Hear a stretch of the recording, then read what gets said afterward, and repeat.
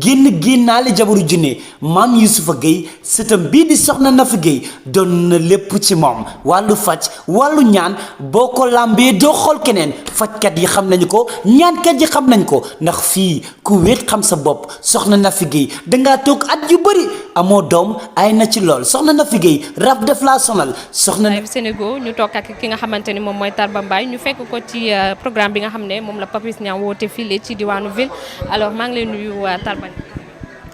waaw maa ngi leen di fay bu baax a baax Dakar live di leen bëggee bu baax a baax di nuyu sénégalais yi à travers seen écran di leen ñaanal jàmm Sénégal ak partout dans le monde. alors sa diggante ak Papis Niang ñu fekk la tey ci soirée bi nga xamante ne organisé na ko ñu fekk la fi nga di ko waajal yow tamit say fans di la xaar ci kaw seen. waaw Papis Niang moom sunu kilifa la ci milieu bii ñu nekk.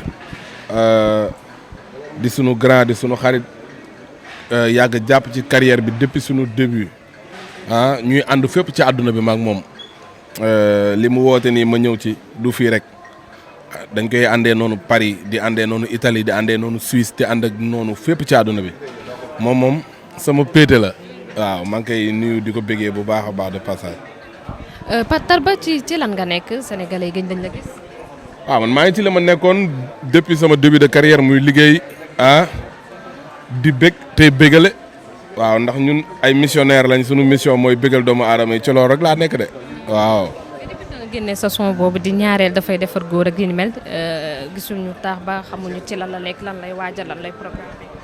waaw ñi ngi waajal ay bagage yu bëree bëri ñi ngi ci ay projet yu bëri yoo xamante ni ñu ngi ci liggéey pour bégal sénégalais yi waaw amoon nañ nag tuuti gàllankoor rek. moo tax ñu xawoon def benn stand by tuuti xoolaat affaire yi xoolaat liggéey bi xoolaat morceau yi xam nga nekkaat ci affaire yi mais Tarba Mbaye mi ngi ñëw léegi ak affaire yu bees tax incha allah. gàllankoor boobu mooy lan. waaw gàllankoor gaañu rek amoon benn cat bu ndaw rek ñu xawoon gaañu si tànk moo tax ñu gën ñoo gis ci scène bi depuis avant koor gi ba léegi produire ñu mais instant bi am nañ taw féex bu baax a baax sant nañ yàlla bu baax a baax lépp yemb na. loolu naka la mën a demee quand même lan moo la war a def li ni mel dañ la liggéey dañ la sànni kortu lan mooy problème bi lan la. non lan mooy loo for ci weewu bay non. Tarba temps yi dañ ko sànni woon kortu day tëdd ko jug tànk bi dafay metti tànk bi dafa néewi dem na hôpital mu ngi dem rendez-vous. mais comme ñëpp rek comme nit buy dund rek di am gàllankoor sunu borom di la teg ay gàllankoor di la teg nattu ngay feebar di wér comme tout le monde loolu rek moo ñu daloon sunu borom teg si ñun nattu wàcc ndogal ci ñun affaire bu gaaw bu bizarre te ñu mënee ko jàppee ndogal rek mais yàlla teg nañu ko tegge na ko parce que faju nañu te wér nañu bu baax a baax instant bi ñoo ko fa am. dem nga ci Kanka Moussa. kuy kooku. waaw nga safal yaram bi non safal yaram mooy lan sama yaram saf na ba pare. waaw man Seera Fall moom ma suy xorom ba ma saf yaa ma gën a xam. loolu tax gars yi ragal la di la jéem a koñe ci mur yi. non kenn ragalu ma fii kenn ragalul kenn gars yi moom ay guerrier lañ ñun kenn ragaluñu ñun lan la ñuy ragal ci ñun. bu dee gars yi kay baaluñu la nag ñu ngi lay yóbbu ci Kanka Moussa di la sànni ay kopp rek ñeme. yóbbuñ ma fenn dama feebar comme naturellement comme nit buy dund di feebar di wér ma gaañu. faju wér instant bi sul tànk yi nengañ yaram yi rek waaw non baat bi moom maa ko fa am maa la wax loolu yaa ma gën a xam. mais pourquoi Tarba di maanaam Tarba artistes yu bari dañuy yëngal di showbiz di game ku mel ni Wally Seck ak ci ni mel mais Tarba pourquoi pas moom muy yëngal game bi parfois. la mooy yëngal game. créer buzz. xaw ma nuñ koy defee de xanaa nga jàngal ma ko ab affaire yi jeexee nga jox ma. sa grand frère Wally Seck. waaw wala moo laaj ko rek ni ko grand nan la ñuy yëngalee affaire yi su ma joxee code rek ma yëngal ko loolu moom di Thiès. tamit ku nekk xam na sa relation ak Wally Seck ku ne xam na sa diggante ak Wally Ballago Seck ngeen am benn relation boo xam ne askanu Sénégal dañu ko apprécier bu baax a baax. waaw comme ni nga ko waxee rek Wally sunu mag la sunu xarit la. ñu koy nuyu de passage di ko ñaanal jàmm ak yoon bu gën a leer ba mu atteindre objectif am ci ci li mu nekk di ko bégee bu baax a baax a baax. mais dañ la gis ci affiche su Sidi Diop muy Zénith le 29 bi ñu dëgmal ñu gis la nga bokk ci artistes yi invité.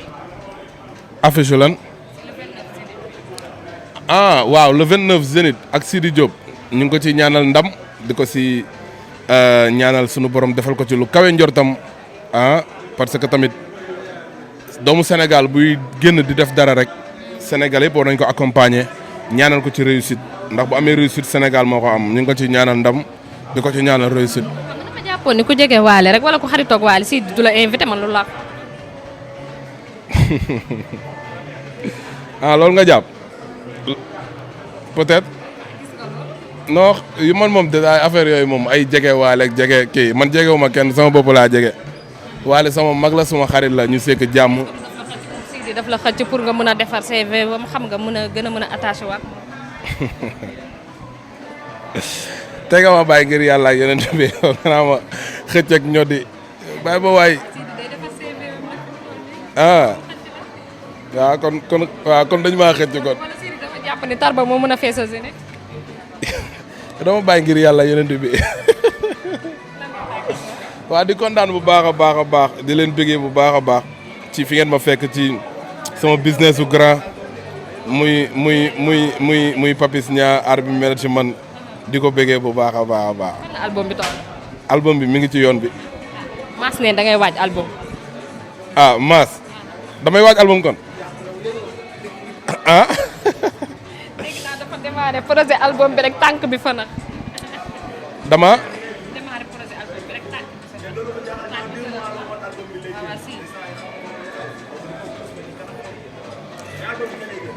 album bi kañ ngeen bëgg mu génn.